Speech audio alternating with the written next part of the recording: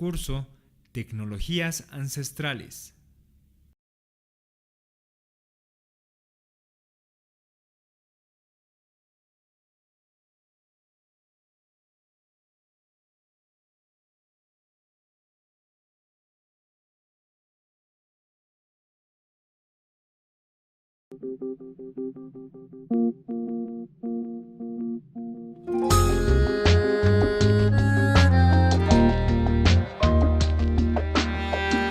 Diplomado. Planificación de la resiliencia y adaptación al cambio climático.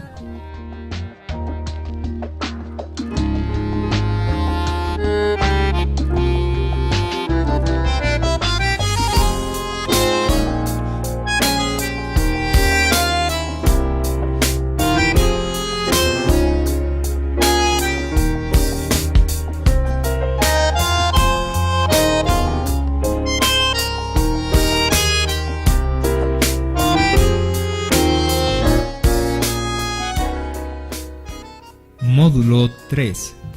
Planificación de la resiliencia, adaptación al cambio climático, saberes y tecnologías ancestrales para enfrentar el cambio climático. Curso Mecanismos de adaptación al cambio climático. Justo Marcelo Carrión Salazar. Ingeniero agrónomo, magíster en Ciencias, Agroecología y Desarrollo Rural Sostenible. Maestría, Gerencia para la Reducción del Riesgo y Respuesta a Desastres. Especialista en Gerencia para la Reducción del Riesgo y Respuesta a Desastres. Especialidad, Teledetección Espacial y Sistemas de Información Geográfica aplicadas a las Ciencias de la Tierra. Universidad Mayor de San Andrés. Diplomado en Evaluación del Impacto Ambiental, Universidad Loyola. Diplomado en Educación Superior, CEPIES, Universidad Mayor de San Andrés. Consultor Reducción del Riesgo de Desastres del Departamento de Investigación, Posgrado e Interacción Social, DIPGIS de la Universidad Mayor de San Andrés, con el financiamiento de COSUDE, La Paz, Bolivia.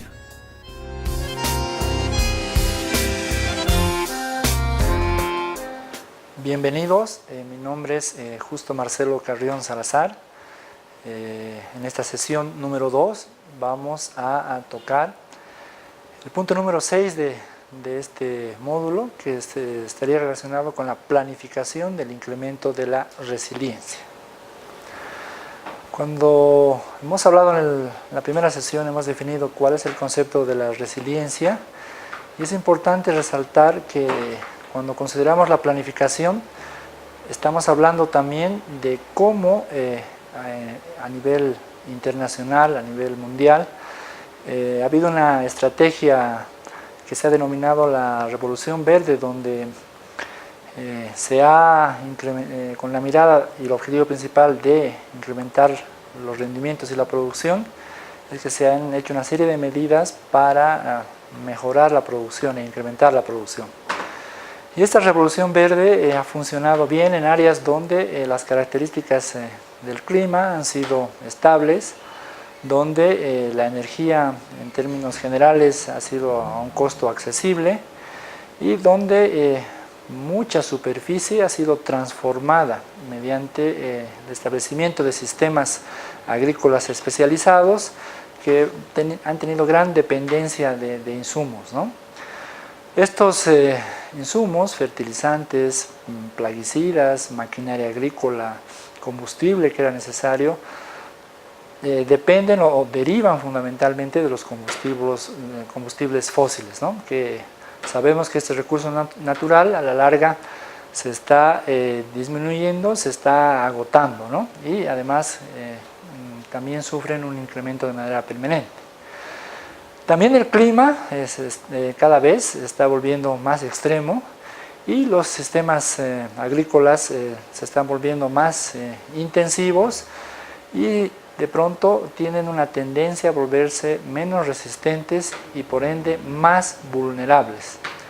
Ante todo esto se han desarrollado diferentes alternativas que están tendientes a incrementar la resiliencia y garantizar altos rendimientos, y por ende que se garantice la seguridad alimentaria a nivel mundial.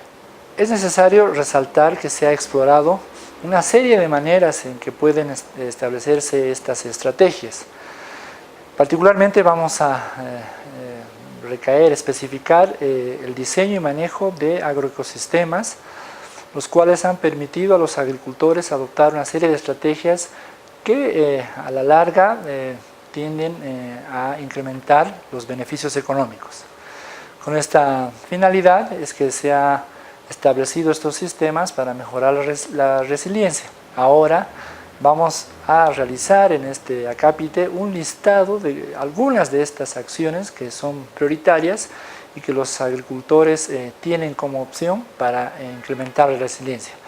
Estas estrategias serían la diversificación de los sistemas agrícolas, el mejoramiento del uso de la materia orgánica en el suelo, el adecuado manejo de la cobertura en el suelo y, por supuesto, un aspecto fundamental, ¿no? El incremento y el fortalecimiento de la resiliencia social.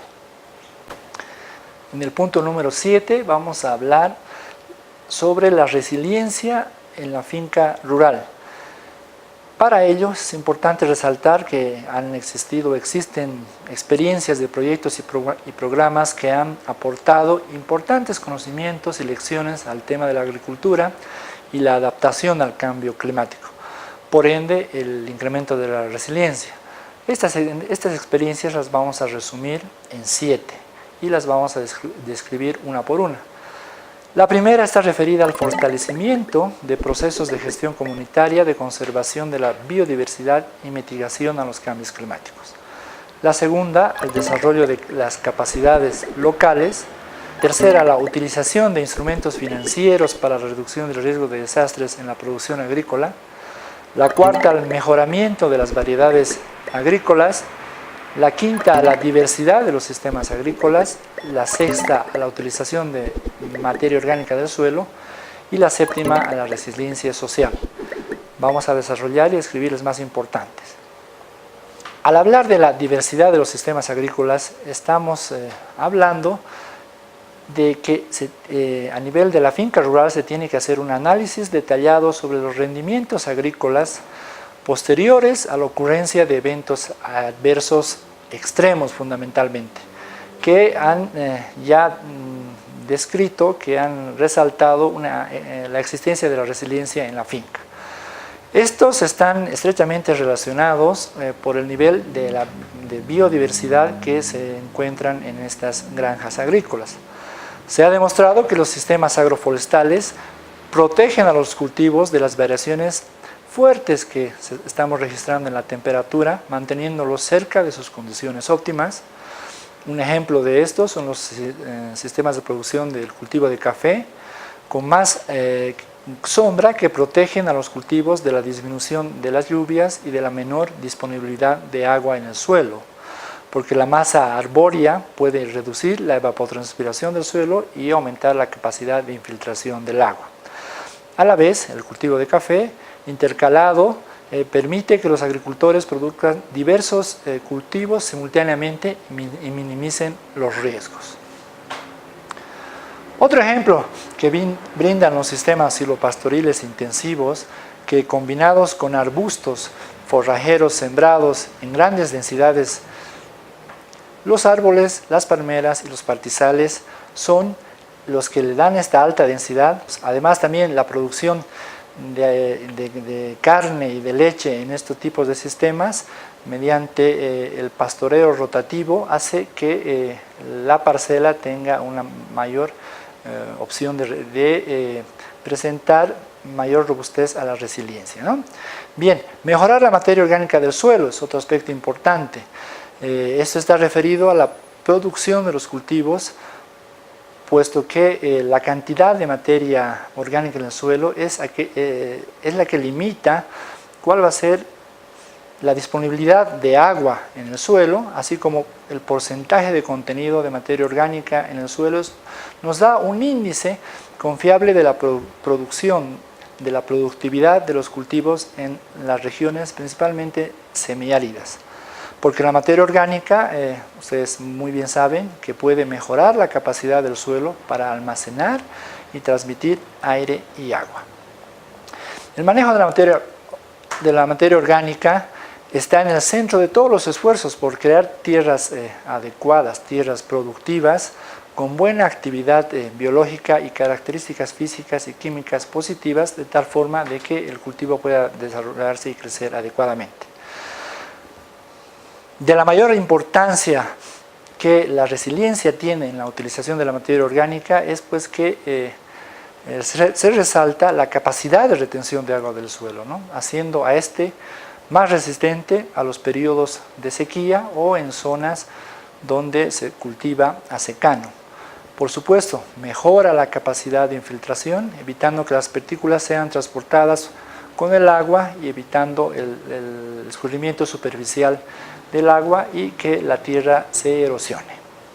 Es también importante describir que la materia orgánica en el suelo da una característica fundamental, pues estaría incrementando el contenido de algunos tipos de hongos, que estos tienen en importante número de población, tienen una importante influencia sobre el crecimiento de las plantas y la productividad del suelo. Estos hongos son importantes porque mejoran la interacción planta-agua, aumentando así la resistencia a la sequía. Las capacidades de asociaciones específicas de hongo planta para tolerar la sequía son de gran interés en las áreas afectadas fundamentalmente por el déficit de agua, puesto que se han reportado que en algunas zonas donde la presencia de este hongo es importante, el aumento de la absorción de agua y de nutrientes es mejor para la planta y disminuye la afectación por la falta de esta y hace que las plantas usen este recurso hídrico, el agua, de manera mucho más eficiente. Otro aspecto fundamental para el incremento de la resiliencia en la finca rural es el manejo de la cobertura del suelo. Y acá estaremos hablando de la utilización de mantillos o de lo que denominamos mulch y los abonos verdes, quienes ofrecen diferentes ventajas. Los mantillos pueden ser de rastrojo de otros cultivos, los cuales hacen que los procesos de la cobertura del suelo sean mejores, controlando y evitando y disminuyendo la erosión producto del viento y de la lluvia fundamentalmente, ¿no? Estos rastrojos tienden a proteger la superficie del suelo. El mantillo son acciones, son restos que reducen la velocidad del viento. Algunos estudios resaltan que hasta en un 99% disminuirían la erosión del suelo producto del viento y por lo tanto las pérdidas por evaporación también se reducen de manera significativa. Además, los cultivos de cobertura y los residuos de hierbas pueden mejorar la penetración del agua y reducir las pérdidas por escorrentía de 2 a 6 veces aproximadamente. Fundamentalmente, y para terminar con la resiliencia en la finca rural, el factor social, es decir, la resiliencia social que tienen que tener las comunidades, es algo que vamos a resaltar. Y cuando hablamos de la resiliencia social, debemos hablar de que los agricultores utilizan como una estrategia para el manejo de los cultivos la diversidad de plantas o la alternancia de cultivos año tras año. En general, también los agricultores añaden cantidades importantes de materia orgánica al suelo, mejorando e incrementando la capacidad para retener el agua, ¿no? El manejo de los cultivos de cobertura y los abonos verdes, habíamos mencionado, de que mejoran la cobertura del suelo, protegiéndolo de la erosión fundamentalmente, y así también añaden biomasa al suelo. Las estrategias de resiliencia social, así como las estrategias de resiliencia ecológica, mejoran e incrementan los sistemas agrícolas ante la presencia de eventos adversos y tiene la principal finalidad de volver a la producción sostenible y que los rendimientos no se vean afectados. La resiliencia social es importante que definamos como la capacidad de los grupos o comunidades para adaptarse frente a elementos extremos, causas de estrés, sean sociales, políticos o ambientales, y estos deben ir de la mano de la resiliencia ecológica.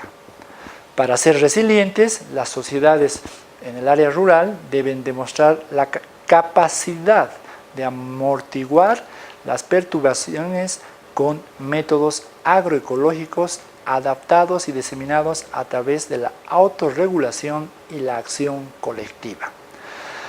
También en la finca rural se deberá reducir la vulnerabilidad social a través de extensión y consolidación de las redes sociales, tanto a nivel regional como a nivel más local, de tal forma de que contribuyan a aumentar la resiliencia en los agroecosistemas.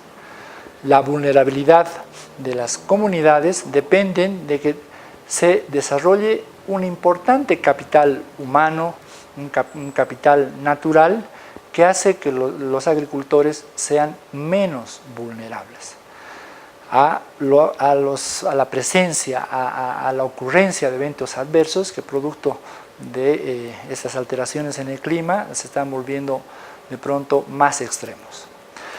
La capacidad de adaptación se refiere al conjunto de precondiciones sociales y agroecológicas que permiten a los individuos o grupos y sus granjas o parcelas responder al cambio climático de manera resiliente.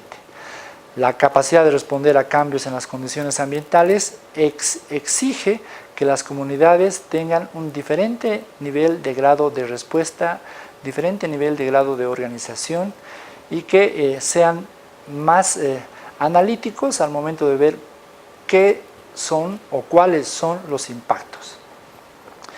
El reto es que se identifiquen cuáles son las principales amenazas, los principales riesgos, de manera tal que la vulnerabilidad pueda ser reducida aumentando la capacidad de reacción o capacidad de respuesta de las comunidades para desplegar mecanismos agroecológicos que permitan a los agricultores resistir, recuperarse ante la presencia de los eventos adversos. Las estrategias de organización social son redes de solidaridad, redes de intercambio de alimentos, de intercambio comercial u otros, que utilizan los agricultores para manejar circunstancias difíciles que se dan y que a la disminución de estos eventos adversos estamos dando importantes alternativas para incrementar la resiliencia. Continuando con esta segunda sesión, ahora vamos a hablar sobre el monitoreo y evaluación de la resiliencia. Y resaltamos de que esta evaluación y este monitoreo son una prioridad para mejorar la formación de las capacidades, donde se establecen o se definen un número de indicadores los cuales deberán ser parte del proceso de evaluación. Estos indicadores serían los siguientes. Primero vamos a considerar el fortalecimiento de la capacidad adaptativa de las comunidades. Podemos hablar específicamente de que tiene un municipio ante el monitoreo que hacemos para la resiliencia. Para ello, este indicador nos dice de que existe una mayor conciencia y conocimiento del tema y creciente interés y compromiso de la población, de las autoridades, para adaptarse a los cambios climáticos. Por supuesto que existe también un mayor compromiso, una mayor capacidad en las comunidades y en las familias para garantizar su subsistencia, su calidad de vida y generar excedentes que contribuyan al bienestar de sus familias.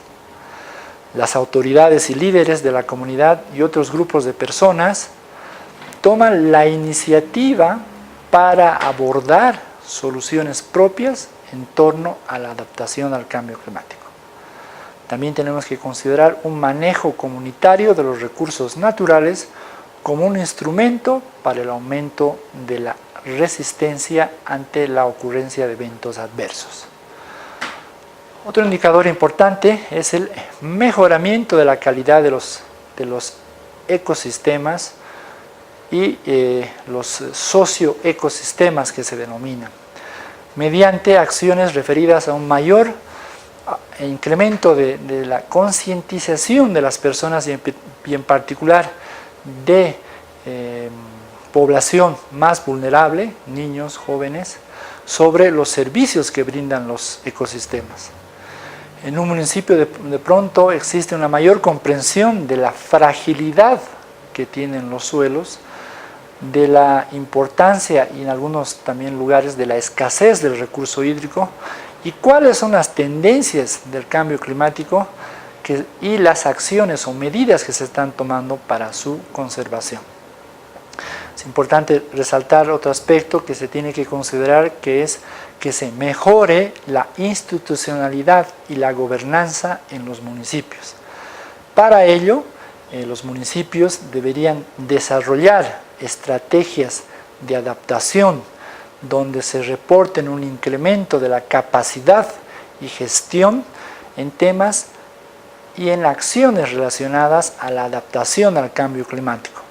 Para ello, las autoridades deberían conocer el tema, deberían mostrar interés, deberían asignar recursos y por ende deberían realizar acciones que aseguren la transparencia en los procedimientos de utilización de estos recursos.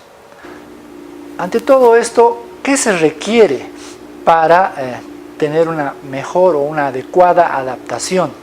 Entonces, en este punto 8 vamos a hablar sobre los requerimientos para la adaptación. Sabemos, es algo real, que el calentamiento es inequívoco. Tenemos las pruebas, tenemos las evidencias de que se están dando. Sin embargo, a nivel local, aún los responsables de tomar la decisión, en algunos casos, por supuesto, carecen de esta información necesaria para la elaboración de políticas, elaboración de planes, de una certidumbre que tienen que tener para una adecuada toma de decisiones y realizar una planificación necesaria.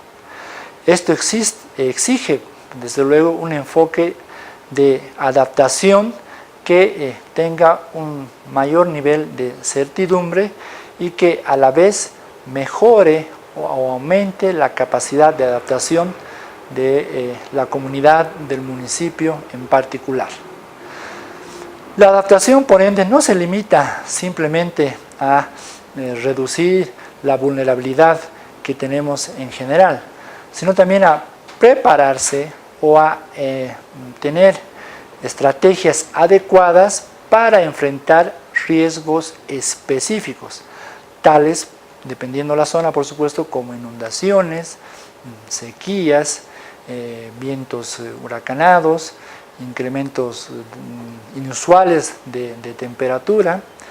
Y esta adaptación es la que debe perseguir esos objetivos en un proceso de entendimiento, en un proceso que es de manera continua y que permite a las personas tomar adecuadas decisiones. Aprender a adaptarse es tan importante como cualquiera de las intervenciones específicas de adaptación.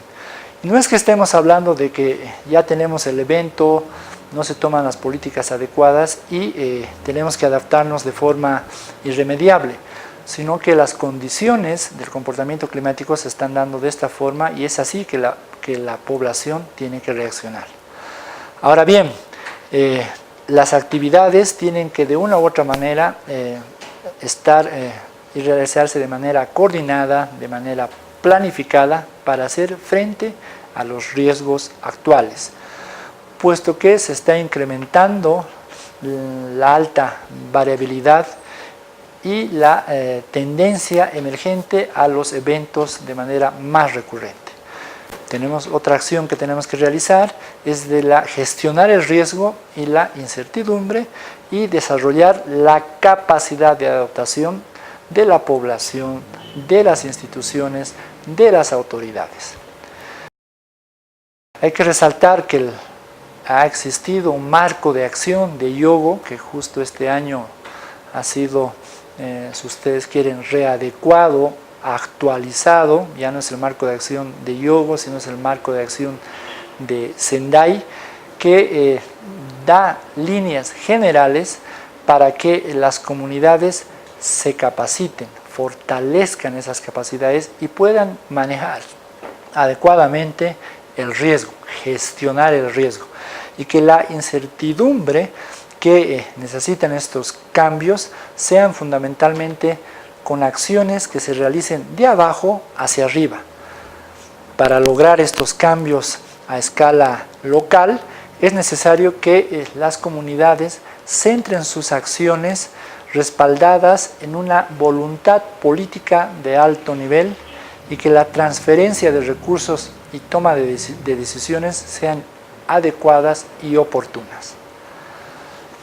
Los impactos del cambio climático están dando que se vea que la vulnerabilidad y la capacidad de adaptación y las barreras de adaptación específicas en cada lugar sean definidas desde el nivel local. Sin embargo, estas no son estáticas, estas no están definidas solo una vez, sino más bien son muy dinámicas y que a lo largo del tiempo van cambiando, se van actualizando conforme a cómo también evoluciona el comportamiento climático. La capacidad de adaptación a nivel de las comunidades también depende de una serie de estrategias apropiadas que se tienen que dar en el lugar específico, dadas las condiciones de clima, de suelos, ¿no? Condiciones geológicas que hay en determinados lugares y que de pronto se tienen que armar como una especie de rompecabezas para actuar de manera integral ante la presencia de los eventos adversos. Vamos a hablar sobre el mecanismo de adaptación del vivir bien. ¿Cuáles son los principales puntos que se consideran cuando hablamos de estos mecanismos de adaptación? Resaltar que en el Decreto Supremo 1696 se ha establecido la implementación del mecanismo de adaptación para vivir bien y que estos fundamentalmente prioricen áreas de mayor vulnerabilidad a los impactos del cambio climático y la ocurrencia de desastres, con un enfoque programático fundamentalmente. Entonces estos programas que se han priorizado son 4 y estarían referidos a un programa de resiliencia de sistemas de vida para la seguridad alimentaria con soberanía, un programa 2 referido al programa de prevención y reducción del riesgo por impactos del cambio climático, un tercer programa referido a la gestión integral del agua y un cuarto referido a programas de educación y salud. Este mecanismo de adaptación para vivir bien, por lo tanto, tiene el objetivo de impulsar acciones de adaptación y resiliencia al cambio climático de los sistemas de vida y sectores estratégicos del Estado Plurinacional de Bolivia, incluyendo saberes y conocimientos ancestrales, procesos de soberanía con seguridad alimentaria, gestión integral del agua, salud y gestión para la prevención y reducción del riesgo a los impactos del cambio climático. Bien, en el punto 11 vamos a hablar ahora sobre los enfoques de adaptación de los ecosistemas sustentables. Es bueno acá resaltar que la adaptación se basa fundamentalmente en los ecosistemas donde nos desarrollamos y se define como la utilización de la biodiversidad y los servicios de los ecosistemas como parte de una estrategia más amplia de adaptación para ayudar a las personas a adaptarse a los efectos adversos del cambio climático. Esta estrategia de adaptación basada en ecosistemas integra el manejo sostenible de la conservación y restauración de ecosistemas para proveer servicios que permitan a las personas adaptarse a los impactos del cambio climático. Tienen como principal propósito el de mantener y aumentar la resiliencia y reducir la vulnerabilidad de los ecosistemas de las personas, ¿no? Las actividades y estrategias pueden tener una relación de costo-beneficio relativamente efectivo para las autoridades y para las instituciones, de manera que tienden a generar beneficios sociales, beneficios económicos, beneficios ambientales y beneficios culturales para la zona donde tenga este tipo de enfoque. Y por supuesto, contribuyen a la conservación de la biodiversidad. Este enfoque de adaptación tiene acceso o se fundamenta o tiene también como finalidad el hablar y el aplicarse, el que se dé como zona de intervención las poblaciones rurales más pobres, ¿no? Que son altamente vulnerables. Y para ello es que estas personas tienen una alta dependencia pues, a los recursos naturales, ¿no? Tienen o utilizan o viven utilizando y adquiriendo su fuente de energía, su fuente de alimento de estas áreas. Bien, estas acciones, estas zonas de adaptación en ecosistemas cumplen dos roles fundamentalmente en el campo de la adaptación al cambio climático. Por un lado, aportan en un marco holístico en la conceptualización de la política y visiones de la adaptación a largo plazo, mediante una articulación de las diferentes convenciones internacionales y políticas nacionales y sectoriales que existen en un determinado país, en una determinada gobernación, en un determinado municipio. Por otro lado, aportan a la gestión misma de los ecosistemas al incluir un amplio rango de estrategias al nivel local y que permiten a las poblaciones enfrentarse al cambio climático al promover acciones en el manejo integrado de los recursos hídricos, la reducción del riesgo de desastres y la producción agrícola sostenibles, de tal forma que den una adecuada conservación y manejo de la diversidad biológica.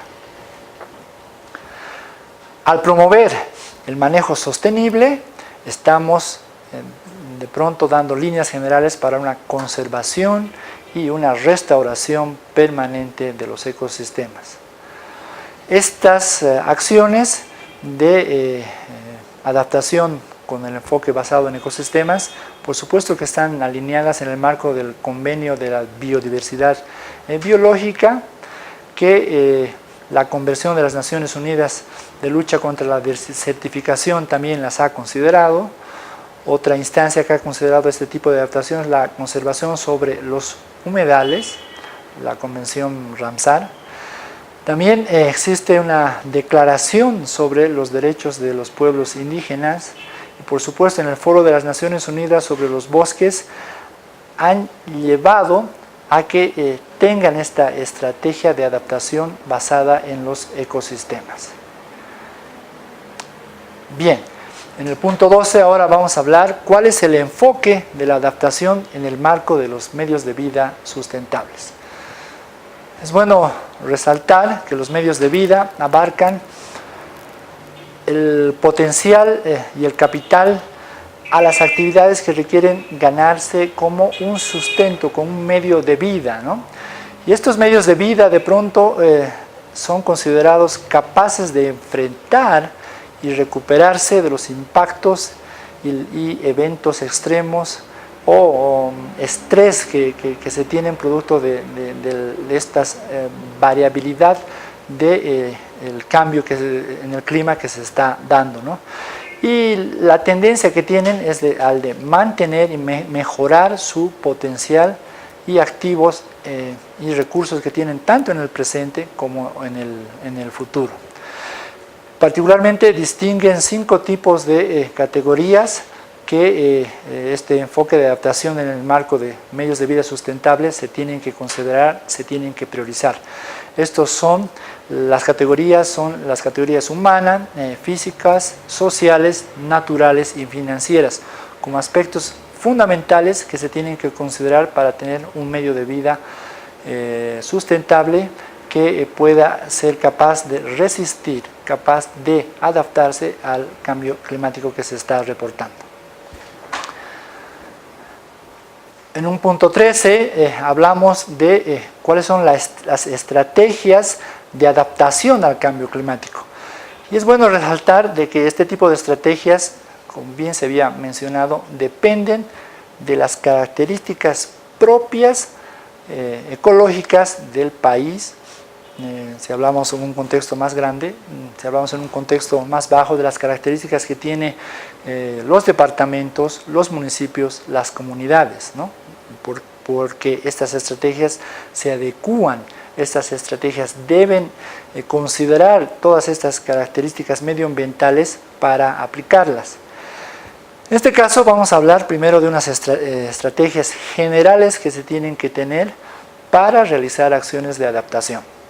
Para ello estaríamos hablando de algunas estrategias referidas a la gestión y acceso a la información sobre los cambios en el clima a nivel local.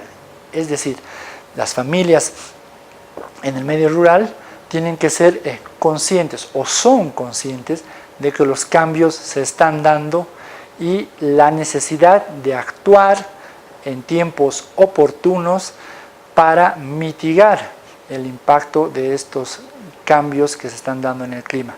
Cuando hablamos de mitigar, estamos hablando desde la definición de mitigar de gestión del riesgo, que significa el de reducir los impactos de los eventos adversos. Esta información con la que deberían contar las familias rurales tiene que ser en calidad, en tiempo y hasta en el idioma oportunos para que sepan tomar medidas o acciones en el corto, mediano o largo plazo.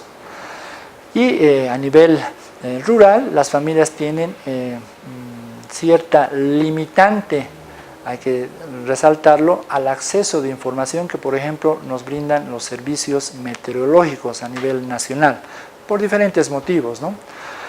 Sin embargo, también ellos tienen una habilidad en el conocimiento, en la observación, que ellos realizan de manera natural mediante ciertos indicadores que le predicen, que le dicen, que le informan cuál va a ser el comportamiento del clima, ¿no?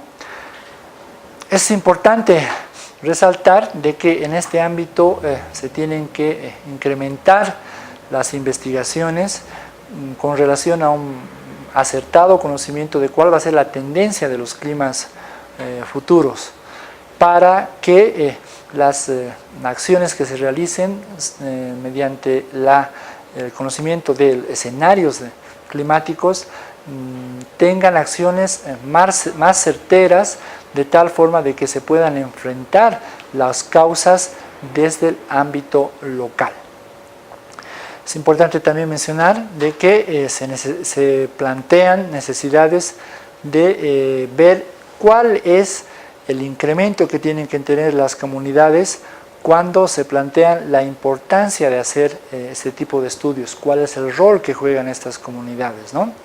Entonces, para ellos es que no se trata de investigar por investigar, sino que tienen que ser investigaciones participativas, de tal forma de que la comunidad se sienta parte del proyecto, del programa, y que también reciban los resultados de este tipo de investigaciones y puedan aplicar este tipo de investigaciones. Bien, otro aspecto fundamental es, en un punto 2 que le llamamos, es la gestión del riesgo de las amenazas climáticas como otra estrategia de adaptación. Para ello es importante definir de que también la población tiene que tener un adecuado conocimiento, o las instituciones tienen que dar el conocimiento a las poblaciones sobre cuáles son los procesos que se vienen dando en el corto, mediano y largo plazo. Por ejemplo, cuál es la influencia de este fenómeno que lo estamos viviendo en estos días, en la evolución del fenómeno del Niño, de tal forma de que la comunidad sepa entender cuáles son sus características, cuáles podrían ser sus posibles efectos, en qué consiste esta variabilidad en el clima y cuáles serían las acciones que se tienen que realizar en el corto y mediano plazo fundamentalmente.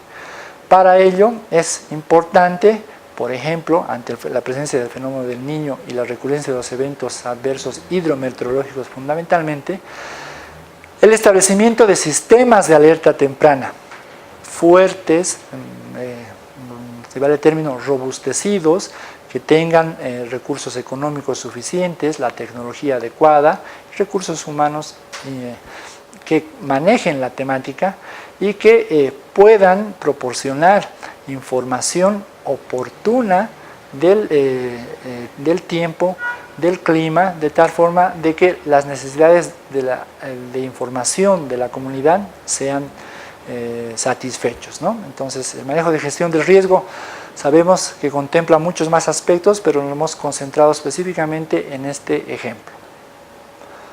Otro aspecto importante a considerar es el que debemos reducir las causas de la vulnerabilidad que hacen que la población sea menos resistente a la presencia de eventos adversos. Uno de los aspectos clave a considerar en este acápite es la gobernanza de los recursos naturales. Y para ello es importante resaltar que las comunidades tienen que manejarse de tal manera a nivel institucional que no incrementen, no aumenten la vulnerabilidad con inadecuadas formas de manejo institucional, sino más bien esta gobernanza ayude a disminuir esta vulnerabilidad. Para ello es que existen diferentes leyes que se aplican a nivel nacional.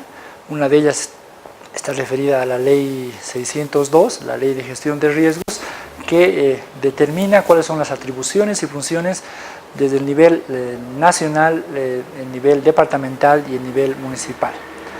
Otro aspecto fundamental en un punto 2 es la conservación de suelos y aguas y buenas prácticas agrícolas, pecuarias y forestales. Estas acciones tienen que ir referidas a que la comunidad esté consciente, sepa de la importancia de un uso adecuado de los recursos naturales, ¿no? De hacer una buena gestión de los medios de vida ante la presencia del cambio climático. Para ello es que se realizan, es que se tienen diferentes acciones para, por ejemplo, hacer un manejo adecuado de cuencas, un manejo adecuado de bosques, para que exista un adecuado aprovechamiento y que este aprovechamiento no sea extractivo, sino más bien sea sostenible y productivo. Otro aspecto, en el punto número 3 a considerar, es la diversificación de los sistemas productivos. Esta diversificación hace y vuelve a la comunidad más resiliente, puesto que no abarca específicamente, no se especializa en un tipo de producción, más bien tiene una variedad de sistemas que pueden ayudar a que los impactos cada vez disminuyan. Por ejemplo, que una determinada familia, además de dedicarse a la ganadería, puede dedicarse a la producción agrícola, a la producción de peces, a la producción de diferentes hortalizas, frutas, ¿no? Es decir, diversificar su sistema productivo. Bien, ahora vamos a hablar en el punto 14 sobre cuáles son los estudios de casos sobre adaptación.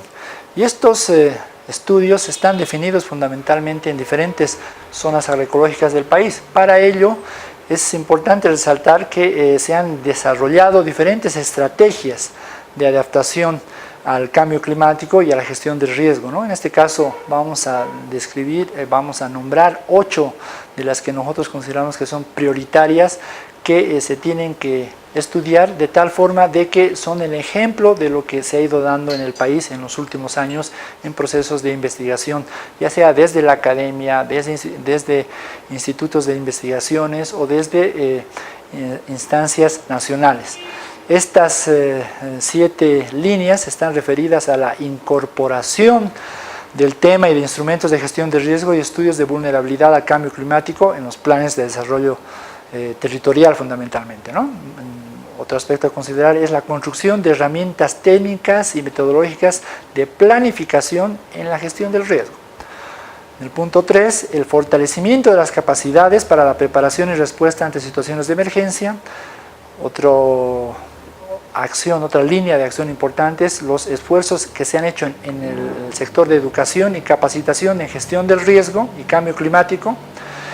Otro aspecto clave es el que se han establecido sistemas de alerta temprana. Ha habido un intercambio de experiencias y compatibilización de instrumentos de gestión de riesgo y adaptación al cambio climático. Se han elaborado diferentes mapas, manuales, guías para reducir la vulnerabilidad y incrementar y hacer un uso adecuado de la gestión del riesgo. Y por supuesto que se han sistematizado prácticas y estrategias sobre prevención, mitigación y manejo del desastre, con énfasis en la producción agropecuaria. Todo este tipo de intervenciones y de experiencias han sido realizadas por diferentes instancias de la cooperación internacional, ONGs, y resaltamos los trabajos que, por ejemplo, los que se han realizado por la FAO, por la OPS o OMS, por el Programa de las Naciones Unidas para el Desarrollo, por algunas ONGs como son Médicos Mundi, COPI, Save the Children, Plan Internacional, Acción contra el Hambre, la GTZ, CARE, Ática, Fundepco, PADEM, Cruz Roja, instituciones del Estado como alcaldías, ministerios, lo que antes, la instancia antes que existía, el Programa Nacional de Cambios Climáticos ha generado también muchos estudios. Y en el tema de gestión de riesgo, mediante el Departamento de Ayuda Humanitaria, mediante las acciones de DIPECO, han realizado también una serie de intervenciones y de investigaciones en gestión del riesgo. Están también las acciones que se han realizado con instancias como son Save the Children, la Cooperación Suiza para el Desarrollo, la ONG Ática, el PROMIC, PROIMPA, PROSUCO, AGRUCO, ¿no? Son esas y muchas otras instancias que han investigado sobre estos temas. Ahora bien, específicamente hablando sobre la región andina, resalta las actividades que se han realizado en el marco del proyecto de recuperación de la semilla de Tarwi mediante medidas de adaptación que ha sido realizado por el Programa de las Naciones Unidas, el proyecto de pequeñas donaciones, donde este proyecto tenía como finalidad disminuir el impacto general del cambio climático mediante la recolección, mediante el reconocimiento de alguna especie que sea resistente, particularmente estamos hablando de la sequía. Y este ejemplo se realiza con el Tarwi, ¿no? El Lupinus mobiles, que en diferentes variedades, particularmente esta intervención tiene lugar en el municipio de Carabuco, que se encuentra circundante al lago Titicaca. Ha demostrado pues que mediante acciones conjuntas entre la comunidad, un equipo técnico y autoridades locales, han mejorado sus capacidades y esta iniciativa ha resaltado de que busca fortalecer, mejorar acciones de identificación de semillas nativas que son más resistentes a los cambios climáticos que se vienen dando. En la región de los valles, el estudio de caso está referido a una investigación participativa sobre las tendencias del cambio climático y las respuestas más frecuentes en los sistemas de comunidades de las zonas estamos hablando de los valles cruceños fundamentalmente. Este ha sido un estudio que ha sido realizado por el Programa Nacional de Cambios Climáticos y que va orientado a ver y tener cuáles son acciones ante el deterioro ambiental que se está dando, producto del sobrepastoreo y la utilización como fuente de energía de la leña para fines domésticos fundamentalmente, ¿no? Entonces, estas acciones han tenido acciones que han reportado que aún son insuficientes las diferentes alternativas que se han dado, de tal forma de que se ha visto de que se tiene que mejorar las acciones para que el ecosistema sea mucho más sostenible, producto de la presión que se está dando en los sistemas productivos en esta zona en particular. Ahora, evidentemente ha quedado claro en este estudio que las acciones aún se reportan grandes incrementos que se tiene que hacer en la reforestación para proteger las fuentes y los cursos de agua fundamentalmente, de tal forma de que se estaría disminuyendo la presión que está existiendo sobre el bosque seco, que es característico de esta zona, a través de diferentes acciones que tienen que impactar, que tienen que influir, que tienen que estar dirigidas al ramoneo del ganado que existe en esta zona, de tal forma también que disminuya la extracción de la leña de los árboles, de tal forma de que se cambie esta fuente de energía que tienen los productores de esta zona. Bien, en la región amazónica tenemos un ejemplo muy importante que son los sistemas agroforestales, ¿no? Estos sistemas agroforestales buscan imitar la dinámica de un bosque natural. Los sistemas agroforestales son aquellos que buscan imitar la dinámica del bosque natural, estando acordes con la vocación forestal de la zona amazónica fundamentalmente, ¿no? Tienden a combinar cultivos tradicionales, como son el arroz, el maíz, con árboles frutales, forestales, medicinales, propios de la zona, que son aprovechados por las familias dentro de una misma parcela. En este marco es que se promueven cultivos y árboles nativos fundamentalmente, así como especies introducidas o adaptadas a la zona, ¿no? Que sean mayor resistentes a la humedad, considerando los beneficios para el sistema productivo, así como para las familias productoras en el corto, mediano y largo plazo. ¿Qué tenemos en el Chaco como ejemplo? Mediante investigaciones que se han realizado esta vez desde la academia, desde la Facultad de Ciencias Agrícolas de la Universidad Autónoma Gabriel René Moreno y otras instituciones como el CIAT, es que se ha podido incrementar y mejorar las características del maíz, de tal forma de que se han ido evaluando el comportamiento de las variedades híbridas introducidas bajo las condiciones locales, ¿no? Este maíz que se ha introducido tiene alta calidad proteínica, de tal forma de que mejora también la alimentación de los pobladores de esta zona. Importante también este proyecto, ha evaluado a diferentes familias y a diferentes especies que se han utilizado de este maíz, de tal forma de que se ha llegado a determinar de que han mostrado una amplia adaptación a los procesos y a los ambientes tropicales característicos de esta área, y pues que se han también utilizado como fuente de resistencia a las enfermedades foliares, que tienen resistencia a la sequía, a la toxicidad de diferentes metales que hay en la zona, y también esta investigación ha demostrado que son una fuente importante que garantiza la seguridad alimentaria de la zona, además de que pueden tolerar ciertos grados de inundación y son un poco más resistentes a los periodos de trasplante que pudiera haber. Bien, en el punto número 15, ahora vamos a hablar sobre el rescate y revalorización del saber local en los procesos de adaptación al cambio climático y gestión del riesgo. Para ello es importante primero que veamos que existe una gran dinámica entre el planeta, particularmente la atmósfera y la superficie terrestre, debido a la interacción, ¿no? Estamos en un planeta vivo, entonces la interacción entre agua, tierra y atmósfera es alto, es permanente.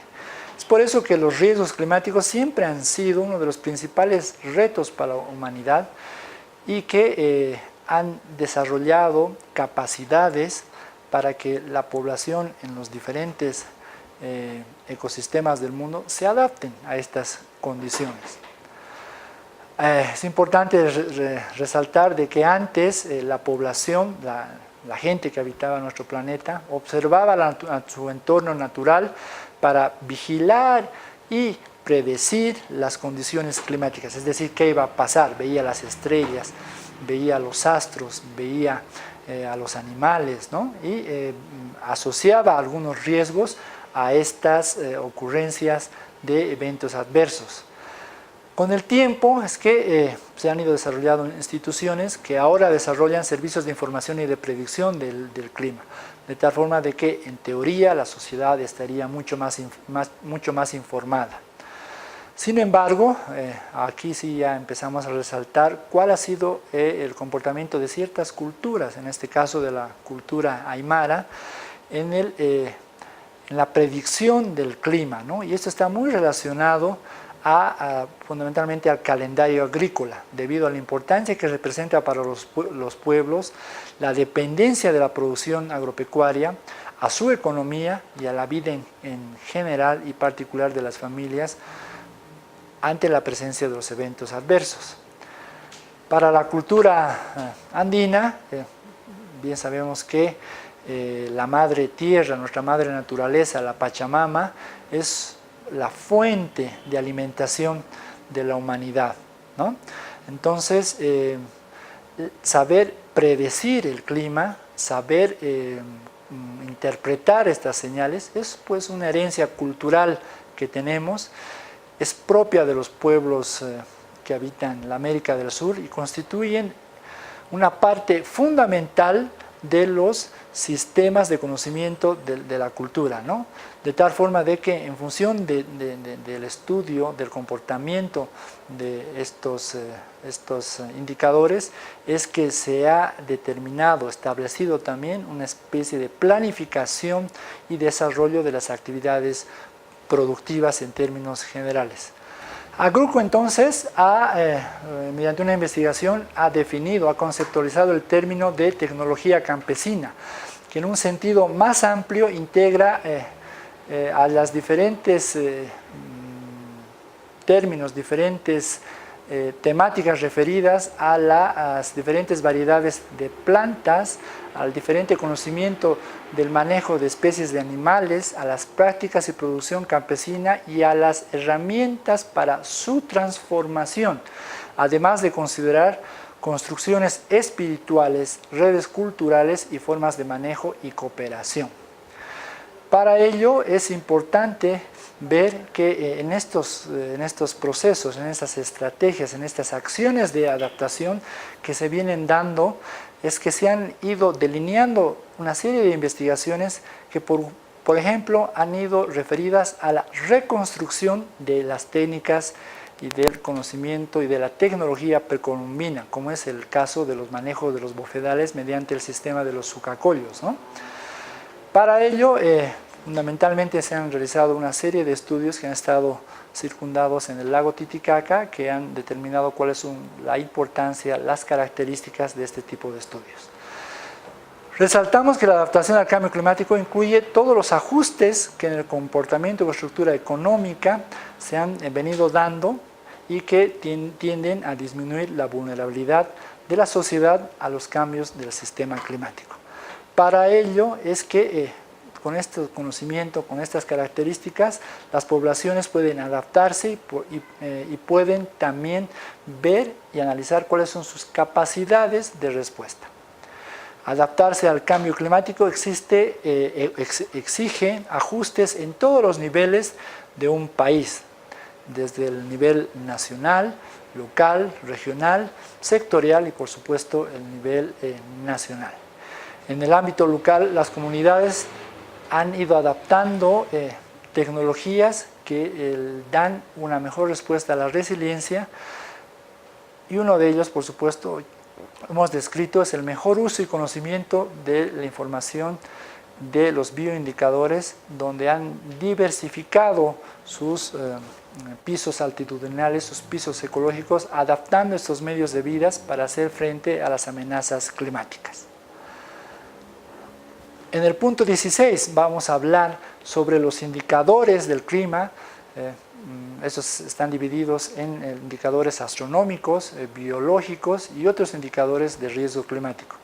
Para ello es que se ha definido qué es un bioindicador, y podemos resaltar que es un indicador consistente en una especie vegetal, hongo o animal, o formado por un grupo de especies o agrupaciones vegetales cuya presencia nos da la información sobre ciertas características ecológicas, es decir, del medio ambiente, o sobre el impacto de ciertas prácticas en el medio.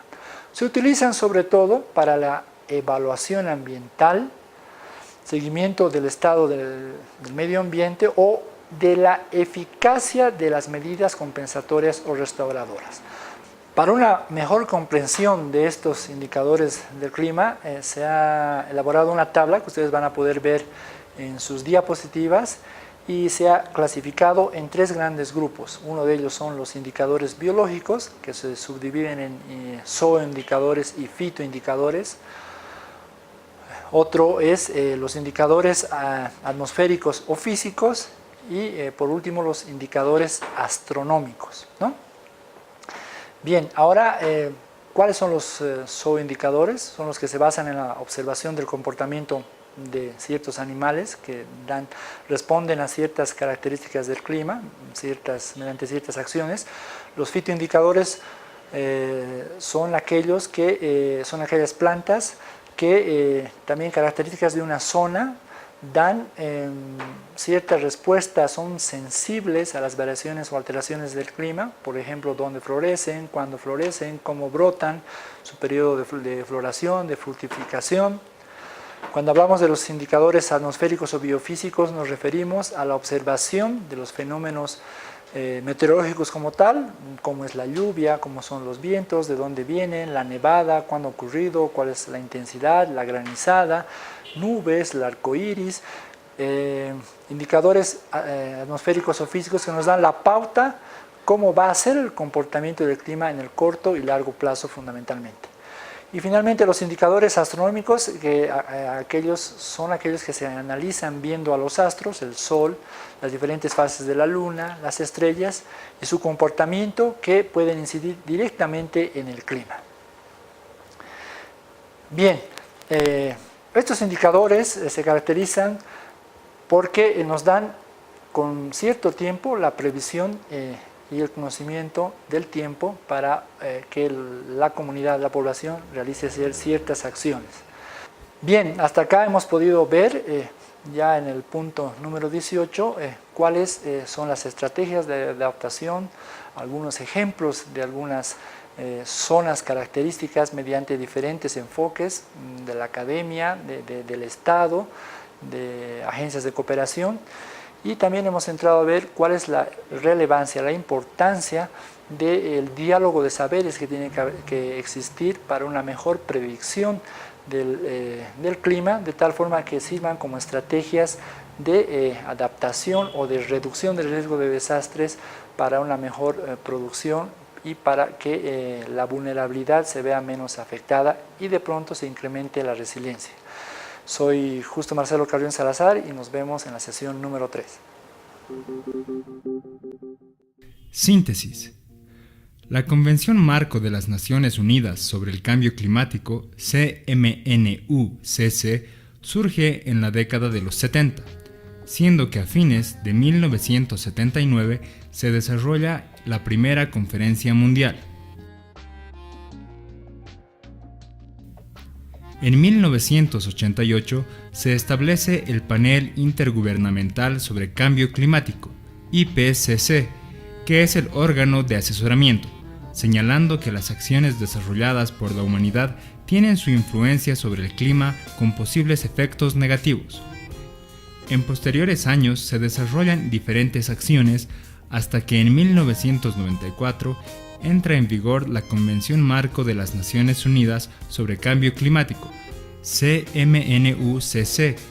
Su principal objetivo es lograr la estabilización de las concentraciones de gases de efecto invernadero en la atmósfera a un nivel que impida interferencias antropógenas peligrosas en el sistema climático.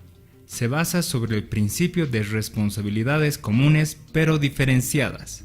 Protocolo de Kioto. Es una herramienta operacional de la COMUCC. Establece cuánto y quiénes deben reducir las emisiones de gases de efecto invernadero.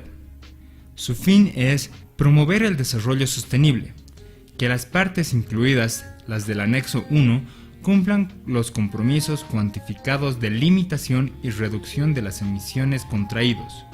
Objetivo: reducir emisiones en 5% respecto de los niveles de 1990, en el periodo de compromiso comprendido entre el año 2008 y el 2012. Se habla de mecanismos de flexibilidad como comercio de emisiones, implementación conjunta, mecanismo de desarrollo limpio, estado de cumplimiento de compromisos. Se concluye que el cambio climático tiene una visión económica,